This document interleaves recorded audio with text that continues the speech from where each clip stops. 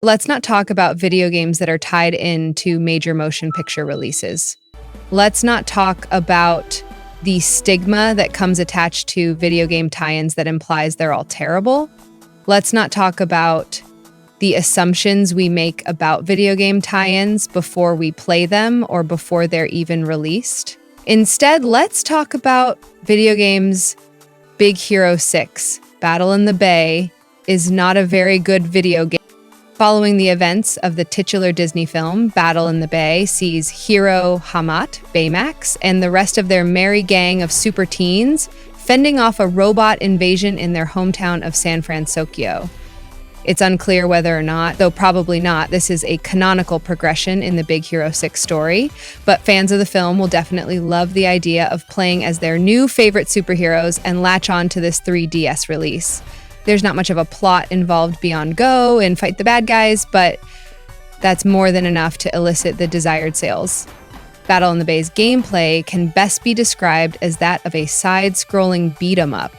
There is plenty of platforming to do and items to collect, but each stage is so linear, with most of the collectibles placed directly in your singular path, that there isn't much of a challenge or emphasis on exploration. It's also quite noticeable that enemies don't flood your path and are usually placed on large flat surfaces, such as a rooftop or stretch of street, that seem to be designated for battle.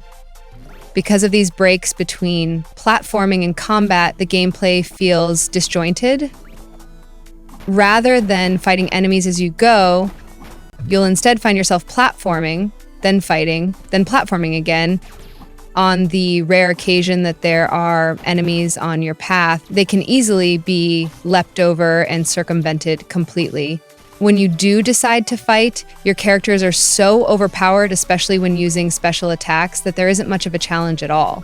You also have an unlimited amount of lives, so if you do happen to die, the consequences are little more than starting again near where you fell. The low difficulty, repetitive combat, and monotonous platforming all come together to form a game that exercises the cardinal sin of being downright boring. There are 4 playable characters, each with their own unique set of skills, but they mostly play the same. For example, Hiro attacks with charges of electricity, and GoGo uses her speed and throwing discs. But each character is laced with the same basic jump and attack abilities, making for little true variety from one fighter to the next. There are also special attacks that can be activated via a virtual button on the 3DS's touchscreen, but all of these are shared by the characters, again, taking away from any possibility of variety. Specific characters are assigned to each stage, meaning that you can't choose who you want to play as, but at least this forces players to experience each character rather than charging through the entire campaign as one. With each character having such unique powers and personalities, it's unfortunate to see that they weren't used in any significant way. All of the characters are also controlled using the same basic inputs, adding to the feeling that they are too much alike. The D or circle pads control movement, while the lettered buttons execute attacks and special moves. Combat isn't particularly exciting, as it mostly consists of mashing on the Y button to attack, but the movement is where the real trouble lies. While it wasn't a consistent problem throughout the duration of the game, more than once we were faced with issues regarding collision detection.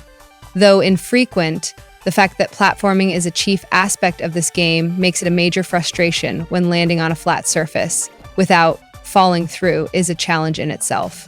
Much more frequent were the issues with punching straight through enemies rather than landing blows and dealing damage, but this is more of an inconvenience than a deadly flaw. As uninspired as the gameplay is, it's not entirely surprising that the presentation also falls below par. Character movement is stiff and is plagued with occasional drops in frame rate. Enemy models are bland and are repeated over and over again, giving very little variety in baddies to fight.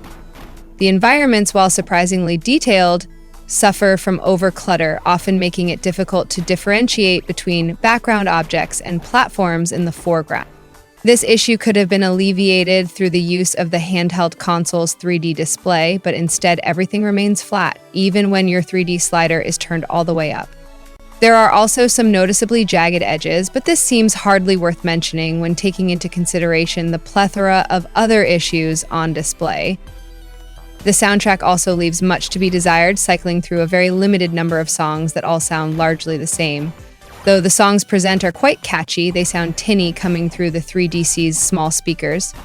On top of the lackluster soundtrack, none of the dialogue or exposition is spoken, leaving it up to the player to read through blocks of text accompanied by still images of the characters. Overall, the whole project feels lazily thrown together and lacks any amount of charm that would presumably draw players in, even the younger crowd.